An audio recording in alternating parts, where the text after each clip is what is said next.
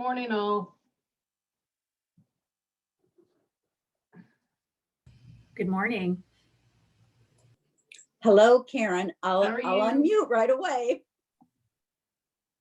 Hey, Karen. From me and Hobbit. Hello, how are you? Yeah, I see. Star of the show. You can't wait for to hear Mine are all the speaker. Yeah, my cats are all asleep currently, so hopefully they'll stay asleep. Otherwise, they'll be front and right center. there on your lap. Yeah, kind of like Hobbit there. Yeah. Yep. She'd like to meet your cats. Oh, mine are a little possessed. They're kind of. I've got 4 of them, and they're. Oh I wow. call them my posse.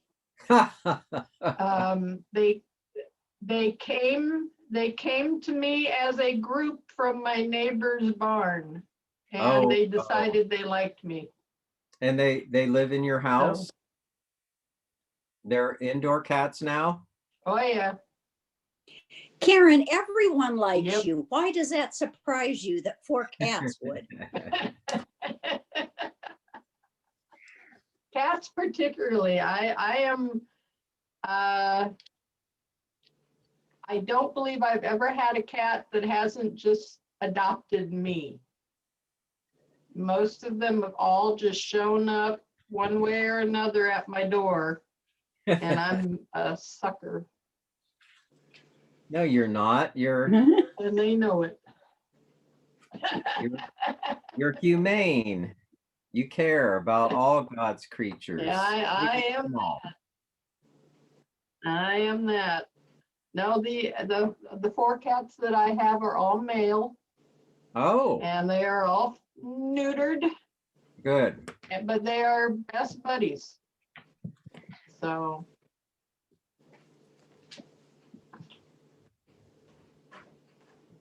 And you, little Miss Hobbit, are the queen of the castle. Yep, she is. Look We at her. know. So proud. Oh, yes. She's pretty. Yeah, I saved her. She was 2 days away from being put down. Ooh. Yeah.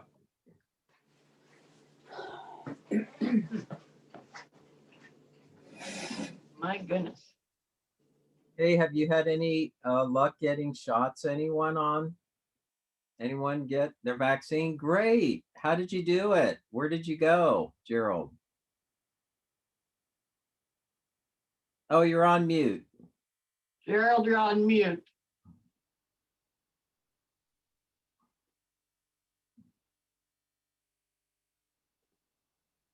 There he goes. Gerald is at Green Hills or at That's Northcrest. fine. Okay. And Northcrest all have administered their Okay. shots. There. And I Now, think Dick Horton has Green Hills. There you go. yes, back to your original question. We had the first shot a couple weeks ago, and we're going to get our second shot this Thursday. That's great, Gerald. Good for you. Yeah, well, all of the Northcrest people were put in All the of them? same bundle. So that Okay. was because we had all of the people that are in the healthcare centers and others that really sort of outnumber the regular just members Population. there. Yeah. So all the staff also got it. So Yeah, you're they in gave good- all the staff, all the doctor. Yes, it was I don't know, 300 some, it was a lot of people. Wow, that's great. Yeah. Wow. All the rest of us are on waiting lists. Yes. Long waiting list. Hey, this is a list you want to make. It's a good list.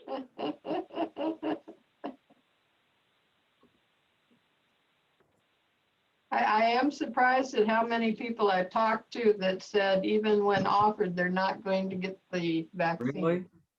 So, Hmm. yeah, Wow. yeah. Very full. Well, we can I- send them the link. it's- We can send it's them a the link to our surprising amount last of week's people. meeting. Yeah, that'll be Yeah, I know. good. That was part of the conversation, but it is, I don't know what the percentage is. I'm guessing 40% or so of the population is saying, no, they're not gonna get it. I guess it makes room for the rest of us that are. Yeah, that moves us up the list a little bit. Yep.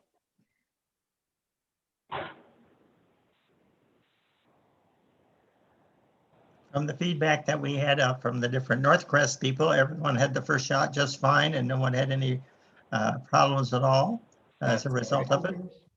Same So- thing at Green Hills. Really? The second shot's coming up on February 10. Wow, that's great. I'm so happy for you guys. And those that are eligible but not wanting to trust the vaccine, I think that's a very big mistake. It's a very deadly disease. And you I can, might just say that at Northcrest, we did have a case or two that I know of that did not, neither the Oh. husband or wife did not take the shots because of information they'd had from their own family, and some of them were in the health profession. And so there are different opinions that took place. really? Really. I was surprised that happened. Yeah, I am very surprised. Wow. Very interesting. Mhm. Like us, we're around our grandkids a lot. We want to make sure that's a safe environment Yeah, every which way we can. absolutely. Some of these non-vaxxers may kind of get dropped from our circle for a while. Yeah, that's a consequence. It should be that way. I'm totally in favor of the vaccine. And my wife just got her second shot today in the healthcare profession.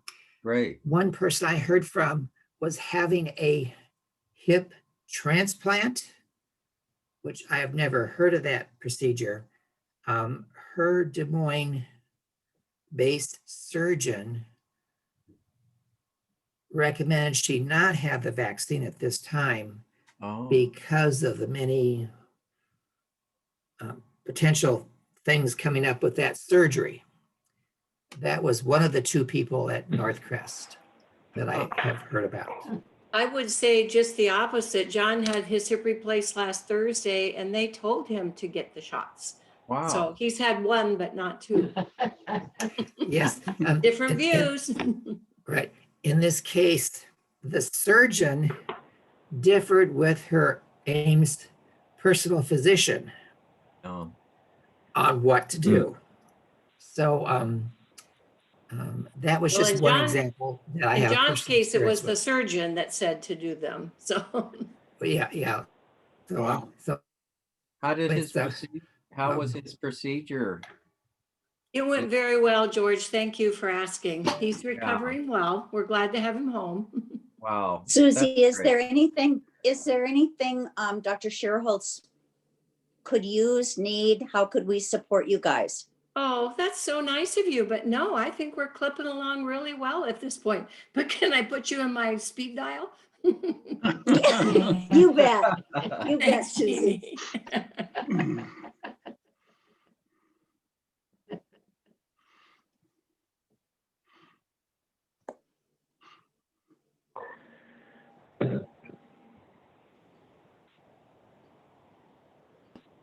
47, wow, doing well.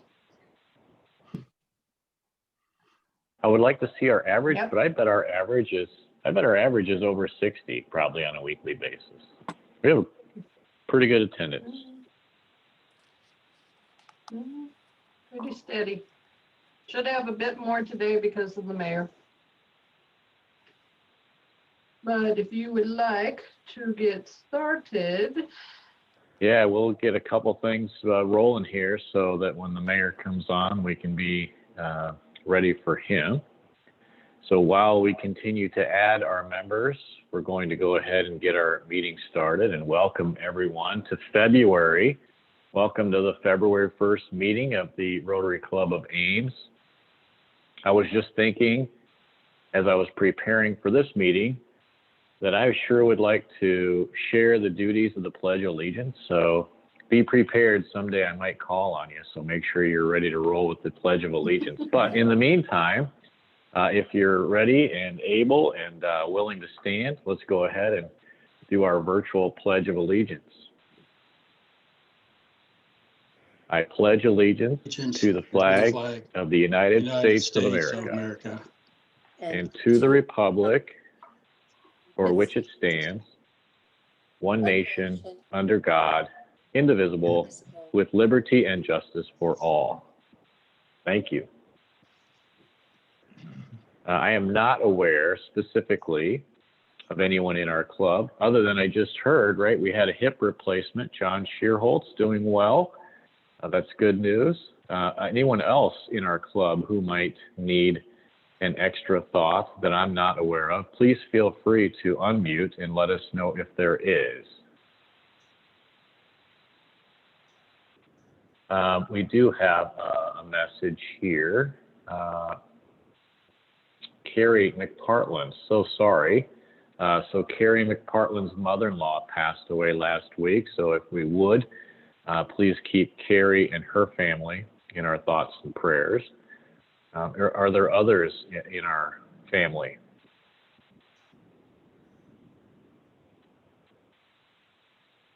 Well, let's take a moment for Carrie and the Shearholts and others in general that we may be aware of.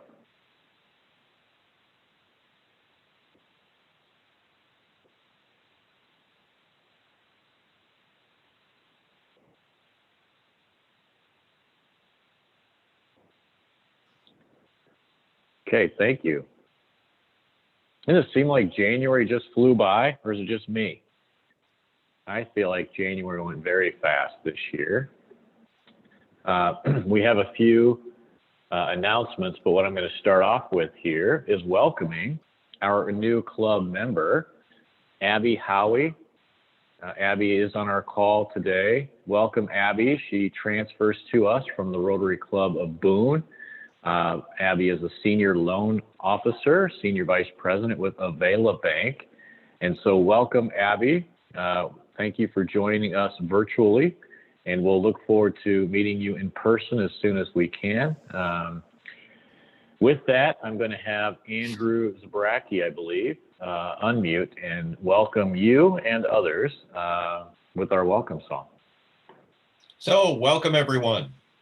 Welcome to you from Ames Rotary, Nevada, London, or Gay Paris, from far off lands or the USA. We're glad that you are here today. Come back again whenever you're near. Join us and then we'll make it clear. Around the world you will always be welcome at Rotary. Thank you, Andrew. We'll start off February birthdays. As you can see, happy birthday to several of our Rotarian family here. A good contingency of birthdays for February. So happy birthday to all of you. And I think anniversary-wise, we have one anniversary. We all get to wish a happy anniversary to Jennifer and Paul Ellis. So happy anniversary, Jennifer. Then we have our club anniversaries as well, and holy smokes, 62 years. That means 62 of our 100 years, Don Goring has been a part of our club. So happy anniversary, Don. Miff, 48 years, two amazing tenured club members. So congratulations and awesome. We've got the new ones establishing some residency here also. So Theresa Cooper, Jody Stumbo, 3 years. So thank you for your club membership as well. I also wanted to make another announcement. I'm going to have Jean Cressy here unmute for a moment and talk about an opportunity. Hopefully Jean is available. I'm here. Thank you, President Chad, for giving me this opportunity. One of our board members for United Way of Story County is the HR director at McFarland Clinic, and he reached out to us last week asking about transportation options, especially for those individuals who need a ride to have their COVID-19 vaccine. Early in the pandemic last March, almost a year ago, we reached out to Rotary members to help deliver groceries and prescriptions to individuals that were not able to go out. And we had probably about a dozen, I believe, Rotarians step up and say that they were willing to answer the call when asked.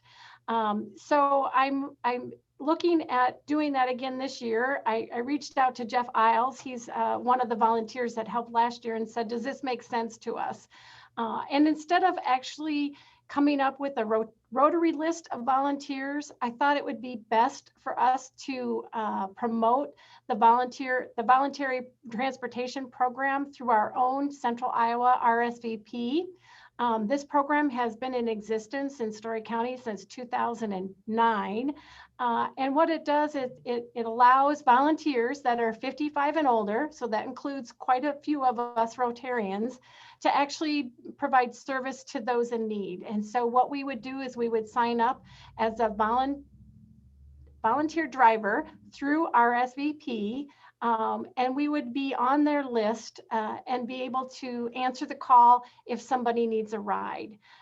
Instead of, like I said, coming up with our own list and trying to figure out logistics as far as matching individuals in need with us as drivers, that this is one way to do that. So I know there are Rotarians that are either retired or have flexibility in their day that they could potentially provide a ride to a 90-year-old to get their vaccine, or a 70-year-old to make it to their dentist appointment. So this isn't anything that you have to necessarily be signed on and say yes every time you get the call. But if we could strengthen those that need a ride throughout Story County by, even if 10% of our clubs said yes, it would be very wonderful for everybody. So there's some information on that slide. Specifically, you can email or call Kaylin at RSVP. Their office is in Story City, so that's why it's a 733-4917, or you can go on their website and sign up that way. If you don't have access to this slide, or you forget, or you want to know how to do that, you can just certainly email me and I will link you up. But I think this is an important service. I know that at the very beginning of our call today, folks were talking about if they gotten the vaccine yet or not. And I think that if we can help promote the inoculation of all, I think it'd be for the greater good of everyone. So thank you. Thank you, Jean. What a great opportunity. Hopefully we'll have several people step up, and I think that's great to use a system and plug into a system that already exists. So thanks for bringing that up. Also, we have an announcement about our Centennial face masks. Everyone look at Karen, if you can see Karen, as she models our Rotary Club of Ames Centennial Celebration face masks, beginning our 2nd century of service. We encourage you to wear these masks. These are free to everyone in the club, sponsored by our Centennial Celebration Committee. So thank you, committee. And we're looking for ways. I know Karen is working on a system of delivery of these masks. So beware that Karen is reaching out, and we hope to have a small army of people who are able to work together logistically to get these out. But those look awesome. I am hopeful that this is the last mask we will ever need to get, maybe, huh? Wouldn't that be great? So thanks, Jeff, and your team for putting that together, and whoever has designed those as well. We appreciate that. And then also, last Tuesday, I participated in the city council meeting, and I received this proclamation. March 1st, 2021, been declared the Rotary Club of Ames Day, which will be our 100th official 100th anniversary celebration. And I don't want to get too far off on a tangent, but I got to get this out of my hands. to Karen, because this is a very important document, Karen. I got to make sure I get that to you before I wrinkle it any more than I already have. But I was on this city council meeting, and there were 3 young gentlemen in this community recognized prior to me going on who were involved in identifying and coming to rescue of 3 individuals who were in an apartment fire in Ames. So these 3 guys were just driving by this apartment building before authorities had arrived, before the police, before the firefighters, and they rolled up and got out and they banged on windows and they notified the residents, and they were able to get 3 people out of this apartment building as it was up in flames.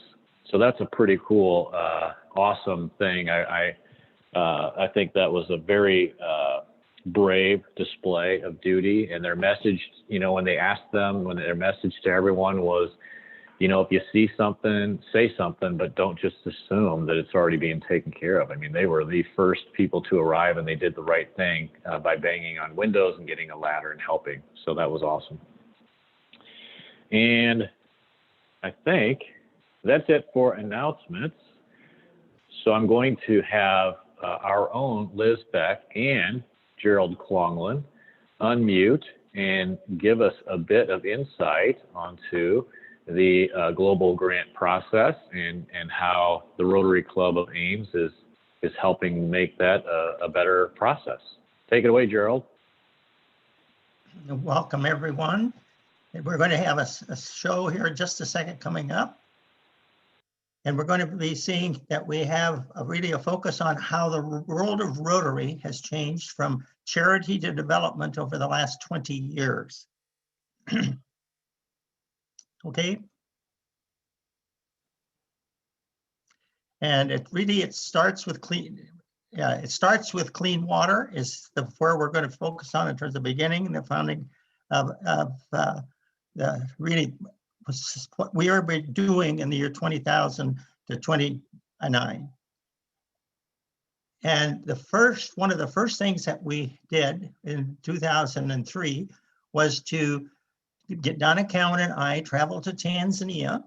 And we went to Tanzania because a team from Tanzania with the Lutheran Church of Tanzania was visiting Ames to visit Lutherans here and wanted to go to Iowa State University.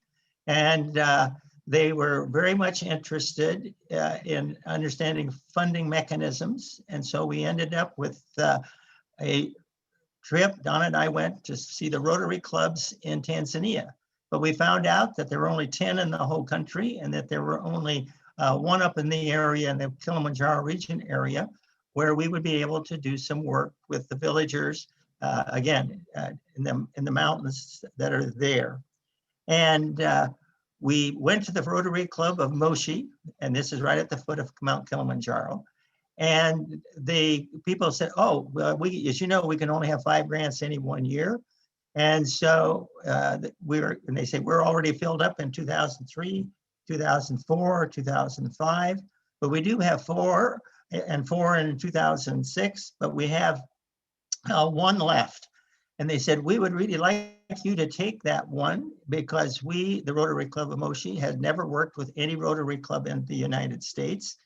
And so our response, Donna and I, was that we will take the 5th slot for 2006 and be ready then to make the time between then, a couple of years, starting in 2004, we had a draft of Rotary Foundation grant for what was the Shigatini village in the Same district, right near Mount Kilimanjaro. And they wanted to build a gravity flow water system from the mountains down to a health center. And so Cowan and Klonglin worked discussions and dialogue to get everything together, so to speak, to get this particular grant. So in 2005, 2005, we gained approval of the grant through the system in Tanzania. And Dr. Mark Mvungi was a key player. And he visited Ames in 2005, but he also worked at all the District 9211 Rotary people. And that was a new district that was made out of one district in 7 countries in Africa, East Africa, went into 2 districts. And so we had a lot of work to educate a District 9211 set of people. And then we had District 6000. We also had to have a major dialogue because of the Rotary Foundation interactions with us in 92 and those in 9211. So again, we were spending a lot of time trying to understand the Rotary world and how it was working at that particular point. Now, in 2006, we obtained a $25,000 grant. This was the maximum grant, again, that any Rotary Club could have. And so we worked again with the Shigatini village and the rural people there. And we met a key Rotarian, Faye Crane. They called her Mama Cuckoo because she owned a major poultry company in that part of Tanzania, and was very active in Rotary there. And she was a partner with Dr. Mark Mvungi, who was the leading medical doctor in the health center at Moshi, which was the Kilimanjaro Christian Medical Center, who had been born in this village of Shigatini. And so he was very helpful in getting the grants in 2006 and again in 2007, where we were able to get a minimum grant, $25,000. And we built a surgery suite for this health center. So we got water in it one year, we got surgery in another year, and we were working hard to get the creation of some new Rotary clubs, but we failed. We just weren't able to get anyone in gear to get the additional clubs, even though they could see what was happening there. Now, in 2009, the Rotary Club of Same was the first new Rotary Club established in Tanzania with a group, and Aman Noel, who becomes a very dynamic and important player for all of us in terms of our Rotary Club activities. And at that time, the grants were still $25,000. And what they did was to complete a water distribution system in Hadaro village, which was one of the, again, major villages that needed, like most all of them do, water. Now, our key Ames Rotarian was Sarah Buck, who went over there a couple of times. It was a difficult challenge to educate people how to do things. Now then, after that, after the 2009 year, the Rotary Foundation initiated its new 3-year Future Vision Initiative. They said, we're going to require larger budgets, or something, 33,000 minimum, but you can also go up to 400,000. And so from 2010 and 2013, we were actually working on planning this particular and implementing this program.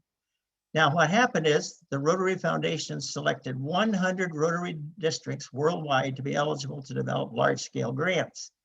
And our District 6000 was not selected, so Ames could not submit global grants in this scope in 2011, 2012, and 2013. Now then, fortunately, District 9211, where the Tanzania projects were, was selected as one of the 100 pilot districts. Now, what interesting, both of the Same and Wanga groups submitted proposals, and these proposals were actually selected for an on-site visit for further evaluation to do these large-scale projects. So in 2012 and 2013, the Rotary Foundation sponsored a Sanitation, Hygiene, and Rotary Action Group, WashRag as we know about it, authorized to do a site visit with the Mwanga Rotary Club and the other Rotary Club as well. And those were detailed week-long studies, and actually a detailed report was prepared for each of these 2 clubs, and the Rotary Club immediately began working with those teams to write the major proposals they had to write, because we we're doing anything here ourselves, so we wanted them to be successful so we could work with them.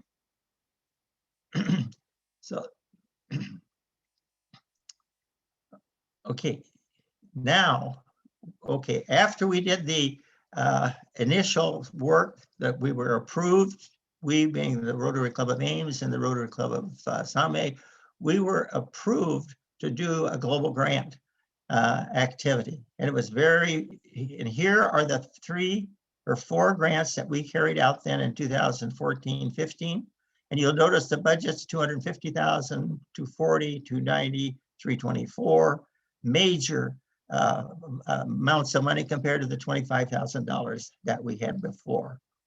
Now, in addition to grants, we did vocational training teams. This was expected. This is one of the development components of the new Rotary world. And so when Moanga, there was an educational program that Tom Walsh had a team of people to educate teachers how to be teachers, a major higher ed program. And then we had a second major focus on drilling boreholes. And again, Steve Jones was a key player as we implemented these development components. Now, there was a third component with scholarships. And again, Liz Beck has worked heavily on these. We had scholarships before the new expanded budget. And so they were $25,000 a year. And we had several of those through the Ames. And then we had under the new model, 214 to 220, we had 4 global grant scholars. These were for getting degree programs and to be more developed, to be more able to move out and do things. So these are 3 of the major components. But then this year we got a big surprise. The Rotary changed their whole system again. And they said, we're going to have to scale down our programs. We're running out of money. And so for 2021, the year we're right now, we have an interesting challenge. The first box up here says we can still have grants of 30,000 to 400,000, but the district will match 100% of the district designated funds. Now the district is the second box here. It's district designated funds. In District 6,000, they said, oh, well, we'll match rates up 100% of a club contribution, but with a maximum of 25,000. Then this gets back to the club. What do we do? So if you look at the bottom box on the right, the club contribution, we can have 25,000. The district match will be 25,000. The World Fund match will be 25,000. We'll have 75,000. And that's where we have to start to get additional funds for the next, let's say $200,000 or $300,000 that we need. So we are in a major challenge right now, but we're taking it head on. We are implementing and working on a Chicoutimi milk processing plant. This is Glenn Ripke's major leadership role. And we're doing lots of scaled up WASH Rotary grant activities in terms of making implementing major village activities, working with other Rotary groups in the country. And then to get the money to do those 2 projects and others, here's our current global grant management team that we have in place. So if you would like to join us or talk about getting involved in some way or another, please see any one of these. We've had lots of activity. We're anticipating lots more. We're starting a major, really long-range planning committee effort to see where we're going to do the next 3 to 5 years. So if you have any questions, see any of the people on this team, and we'll discuss in the future. Thank you, Gerald, and all of your team members in various areas. You're certainly leading right here. You're leading Rotary International and the grant process right here from Ames, Iowa, and do amazing work. We appreciate that. We'll talk more about that opportunity to help you out financially as well here in the coming weeks. So thank you for sharing all that. And if you have questions for Gerald, please reach out or maybe shoot those an email back to Karen or something so we can get those questions over to Gerald to get those answered. So thank you. And now we have a great program also from our mayor. I think, do we have Steve Shanker on, who might come on and introduce the mayor? And no, so we will just, hopefully the mayor's here. I don't see the mayor. Is the mayor here? I am here. Perfect. Now my heart can settle down a little bit more. We got the mayor. All is good. So thank you, Mayor, for joining us. We know how busy you are leading our community and helping us navigate all that is challenging and going on in our Ames community. Thank you for taking time out of your busy schedule to come on and update us and give us a state of the community address. It's 12:27, Mayor. We certainly would love to have time for questions here towards the end, but we want to make sure you have time for your prepared comments as well. So feel free to take it away. Thank you. Well, thank you, Chad. I appreciate that. And first of all, may I be the first to officially congratulate you in person on your 100th anniversary. And Chad, I showed the proclamation that we issued and declaring March 1st of this year to be Ames Rotary Club Day in Ames. So just want to recognize your momentous milestone. Secondly, I want to thank you from the bottom of my heart for your incredible support that you have given to the Miracle League Park and the Ames Miracle Park Rotary Club of the Ames Miracle Field. It's just, I had the opportunity in October to get a sneak peek and do a tour, and that is an absolutely amazing park. And I'm looking forward to seeing that get used. And already there's people that are just very excited about it. And one of the questions I asked Keith Abraham when we were walking around is, now how about this tennis court over here? Well, we actually have in our CIP to replace the fencing around the tennis courts, get those cleaned up to kind of complement the park. So anyway, so again, thank you very much. I'd like to start out just today with just reflecting a little bit on 2020. As I was thinking about what I would share with you is that there were some really common community themes that I saw rise to the top. And I just want to kind of review what those were and also just why or what I saw.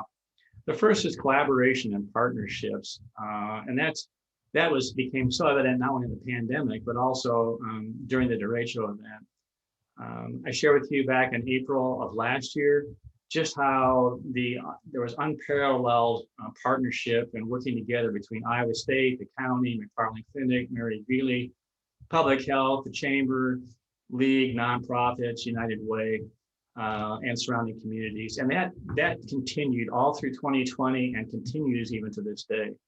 For example, I share with you that we have weekly phone calls with Story County Emergency Management. Those continue, and there's about 19, 20 people on there. And that includes people from Iowa State University, and we're just getting updates. And now we're talking about the vaccine rollout. But it just really has been an amazing way of forging strength and relationships. Just the local teams of ISU, City of Ames, healthcare providers, county, and others met together weekly. That varies a little bit depending upon the need, but just to coordinate response strategies and the efforts. And then just can't stop. I mean, I just have to mention just the volunteers and nonprofits, United Way, others that work tirelessly to meet the local needs, including childcare, food insecurity, financial needs. United Way had a special financial campaign, raised north of $100,000, I think close to $130,000 to meet needs. But the community really banded together and worked hard to help one another. And if the pandemic wasn't enough, then we had the derecho on August 10th, and just the collaborative efforts of the city, the county, even the DOT, they were providing trucks to help haul debris, restore services, maintain public safety. But our city crews were working 24/7, and there were crews, power crews from I think about 8 or 9 surrounding areas that were not affected to help get power restored. And there were lots of acts of kindness from our community and citizens towards those workers. And then also just the countless volunteers and nonprofits that also stepped up to the plate to help those that really have had a lot of needs. Secondly is just resilience and restoration. Once again, Ames is amongst the lowest unemployment rate in the nation. With a couple of weeks ago, we were hovering right around 2%, and employers looking for qualified workforce. Wow, who would have thought? You know, after all we've gone through, to see that. Hotel, motels, boy, they got slammed. We all know that. Restaurants, bars, local Main Street type businesses, they're slowly recovering, but they're going to need our patronage and our support. But it appears there's certainly positive movements towards that recovery. City finances. Our city manager just made it very clear early on that the departments need to really tighten their belt. They limited travel and continuing education, and also what else could they not get, what could they get by without. Some positions were not filled. And because of that, and the fact of a strong online sales and recovering a 1 cent sales tax, our budget came out extremely well. And in fact, there is some overage that we're going to be able to invest back in the community that council looked at last Friday afternoon. And we're going to be discussing tomorrow night, Wednesday night, and Thursday night. ISU and the school district continuing to work towards normalcy, although we still have a ways to go. And certainly through the ratio, just restoring power and just some semblance of order to our community. The third category is just being flexible and adaptive. I think all of us have, even this meeting today is exhibited an example of that. Zoom meetings, all city meetings, council meetings, most boards and commissions, they started in Zoom in mid-March, and they still continue to do so. And we really appreciate the fact that the community has embraced that, and we still allow public input, and which I think it's working pretty well. And I can't go without saying, how many of us are getting tired of saying, "You are muted"? It's kind of a comment that's always being heard, that people are trying to talk, but their people are muted. Library materials are accessible by people going online and putting in a request.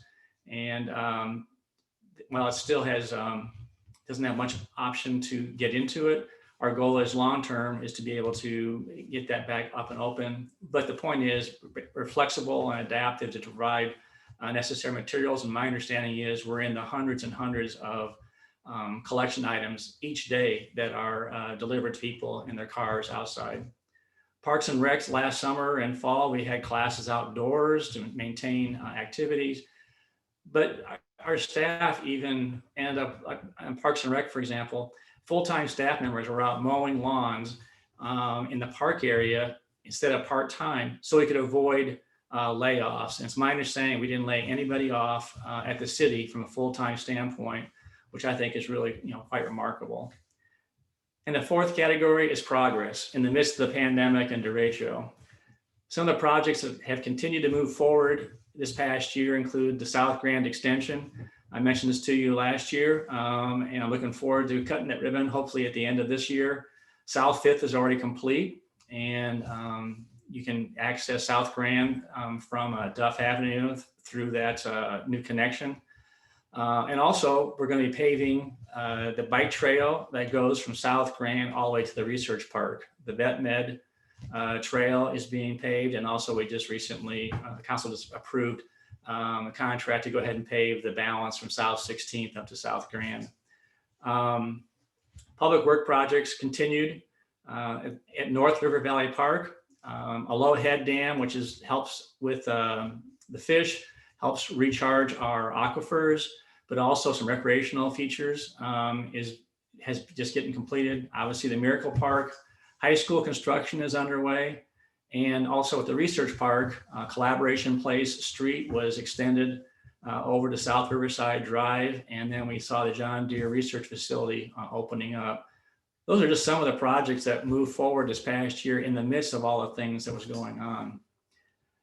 So this year, what are some of our accomplishments going to be, and what's the ongoing work? First of all, long-range planning.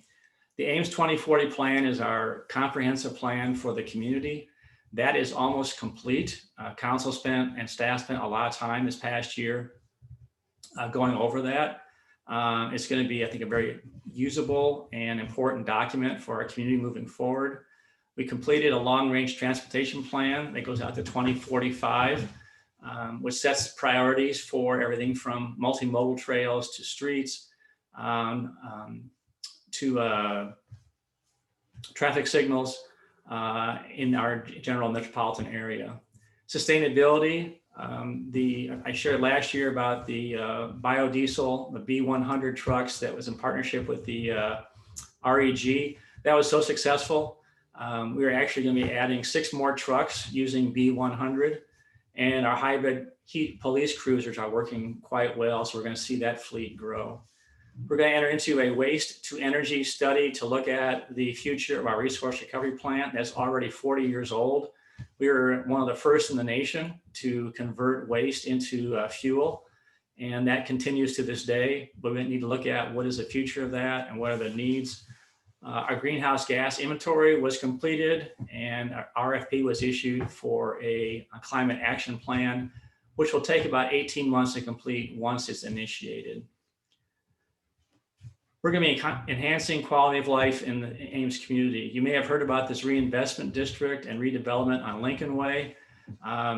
Most of the land has been cleared off, except for along Kellogg.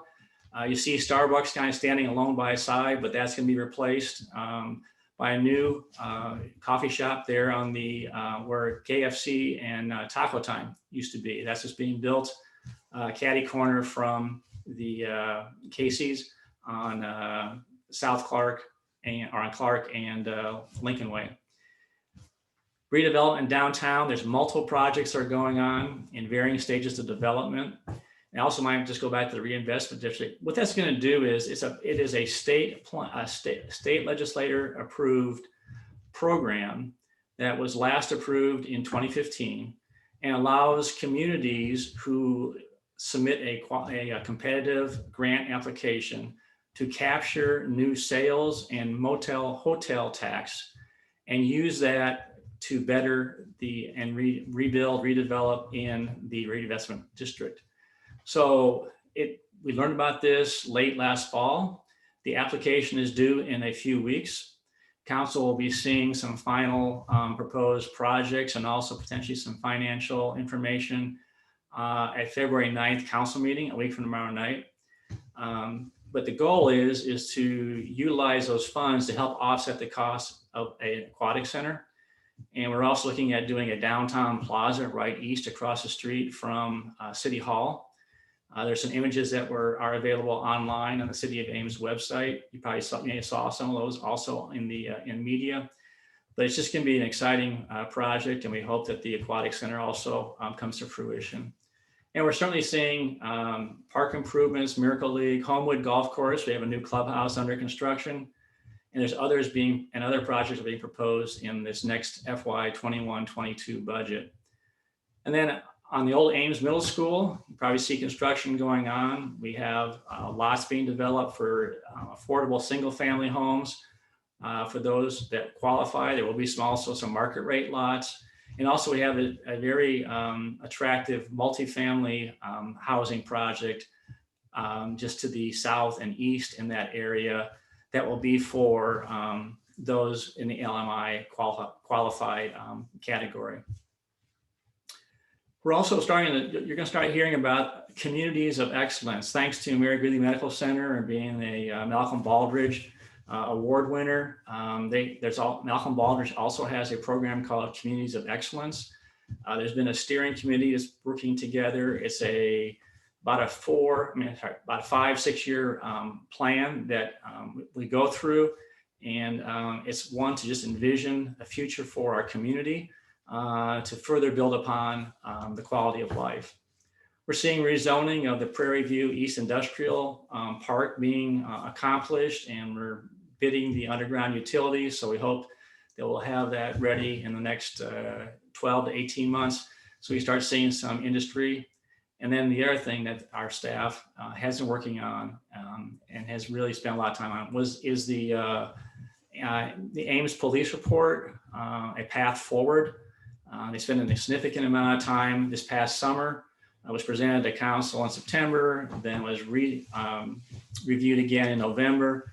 And so staff is currently in the process of prioritizing and getting plans to get elements rolled out. So we certainly have opportunities before us, but also some challenges too. And this probably goes without saying, but we got to get COVID under control. We got to get this thing beat. The Cyclone Cares program has just been amazing.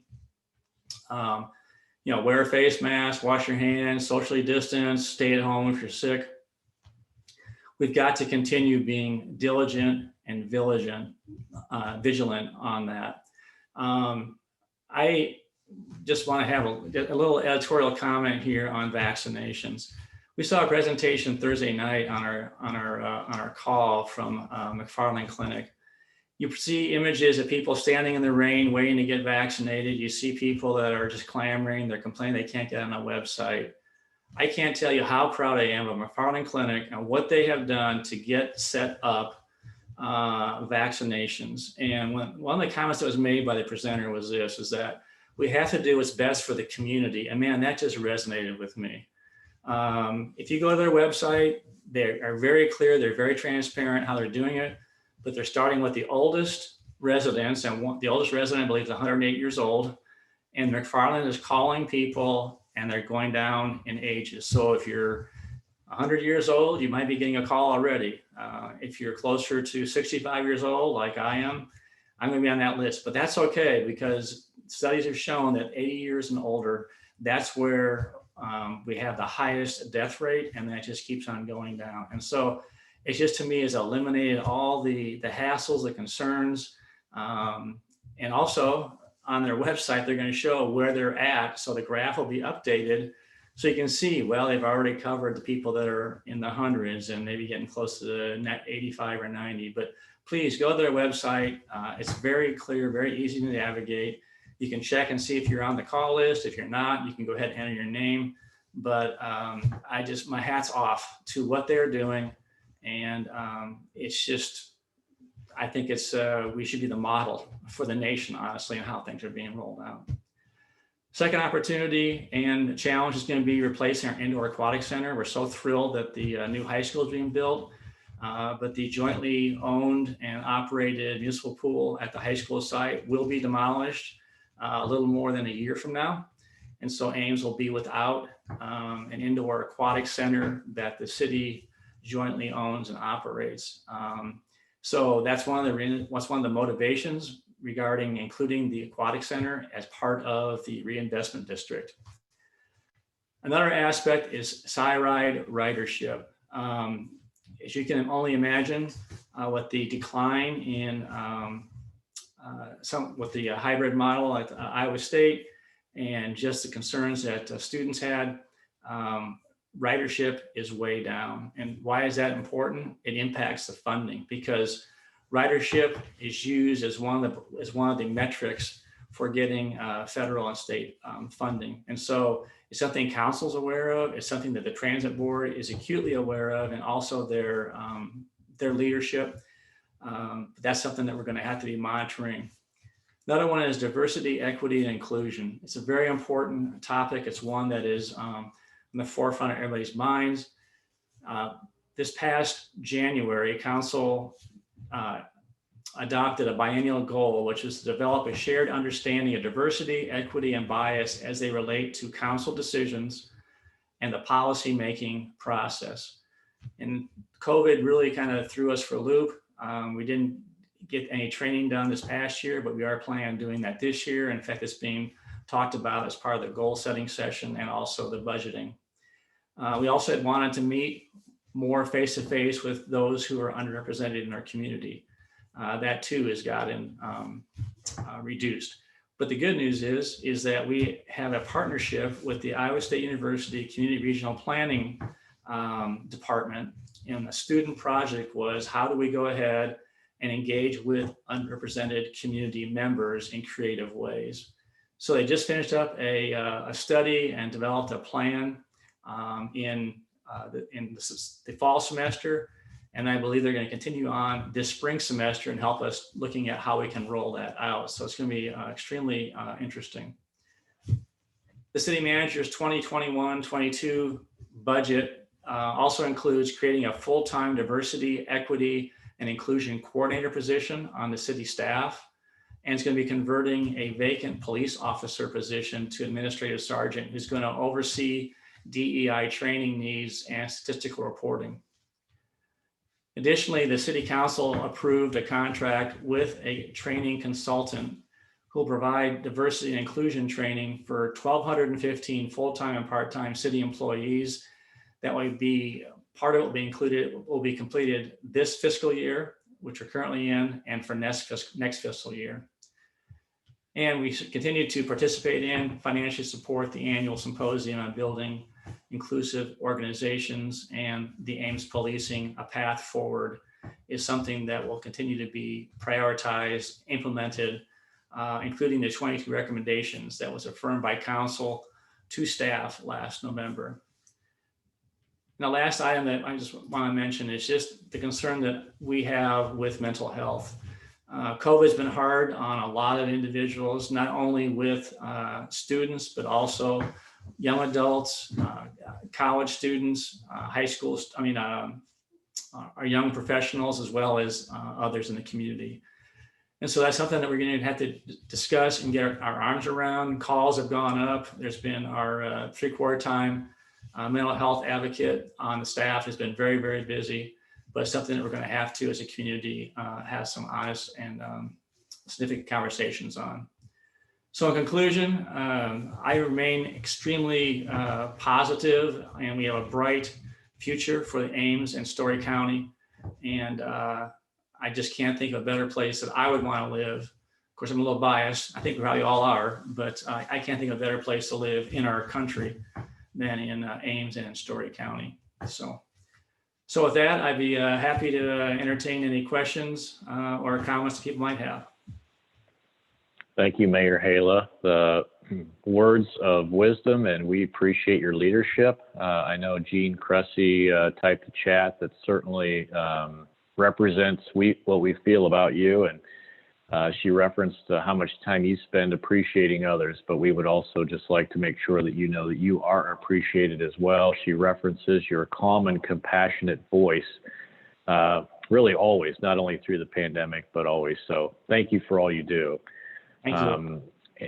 And we have a few questions that I'm going to probably grab here in the chat.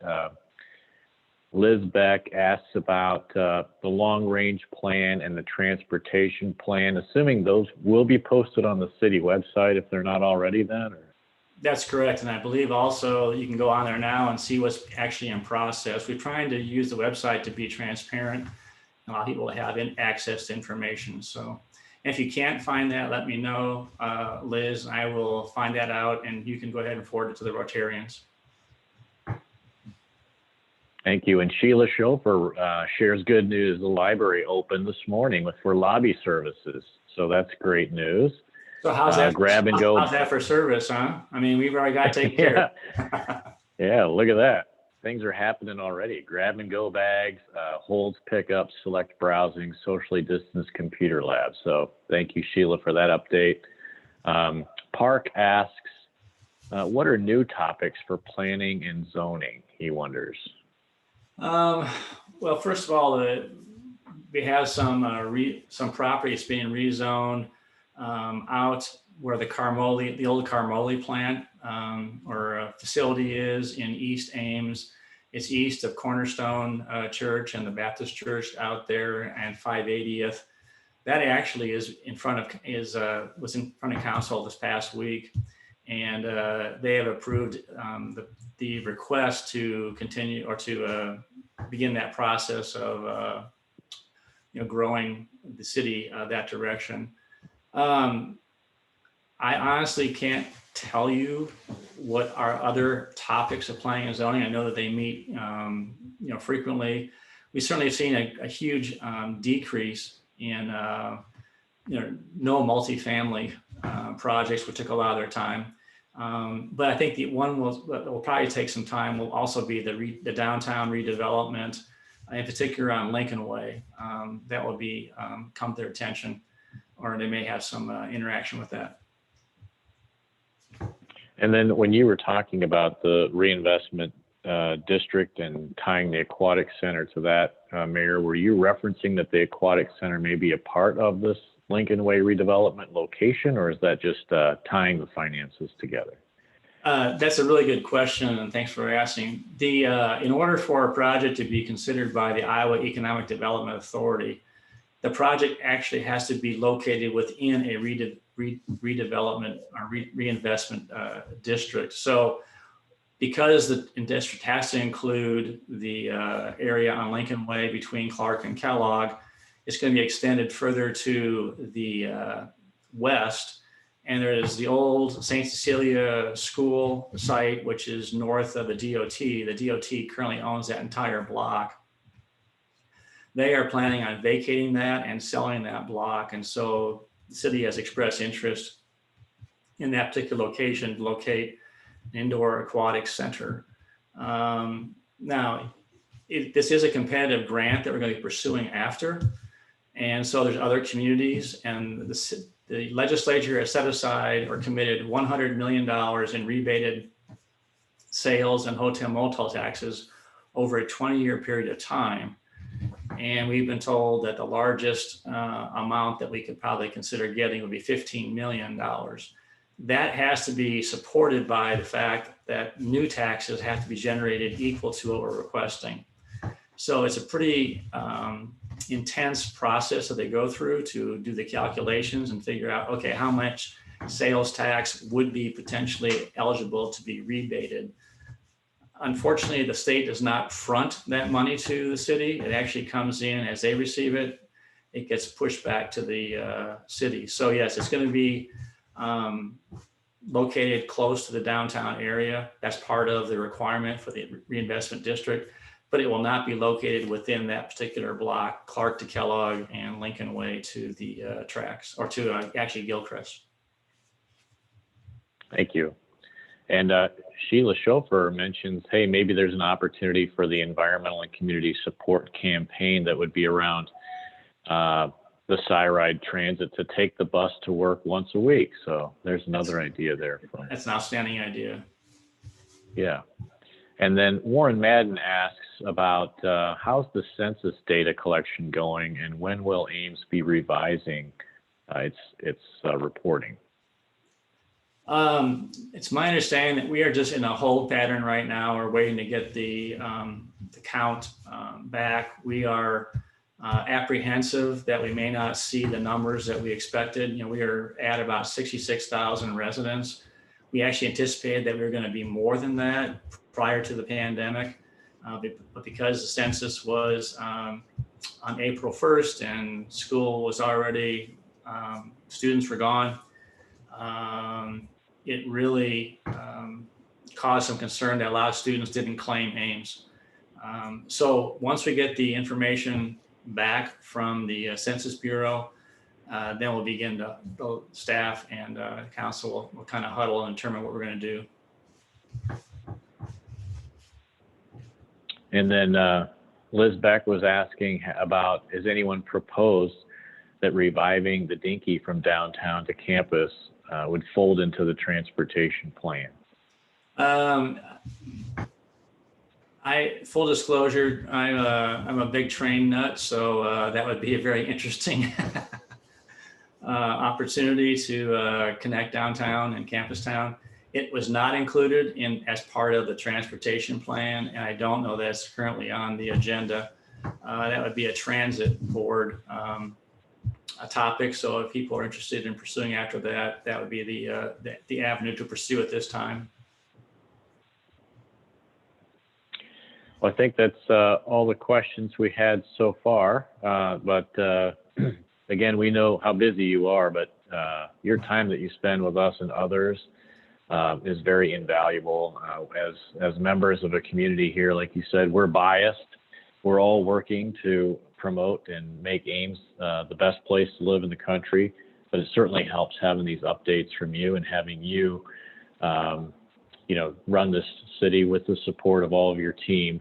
That helps out a lot. So thanks for joining us, and thanks for all your questions, club members as well. So thank you, Mayor. Thank you. I just want to comment too, is that it's all of us. It's not just a few, and that's what makes Ames such a wonderful place to be. Absolutely. Absolutely. So thank you. I forgot to mention a couple things before we head to our four-way test.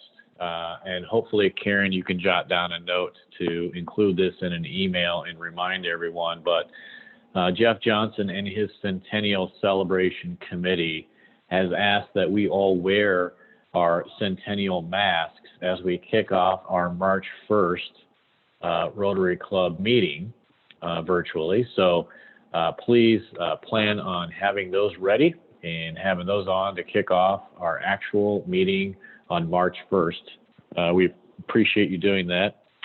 Welcome again to Abby Howie and your transfer of membership to the Rotary Club of Ames. Look forward to meeting you in person again. Thank you, Gerald, for your outstanding presentation and all the work that you guys are all doing. And with that, we'll wrap up our meeting with the four-way test.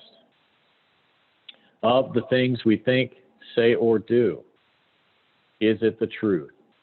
Is it fair to all concerned? Will it build goodwill and better friendships?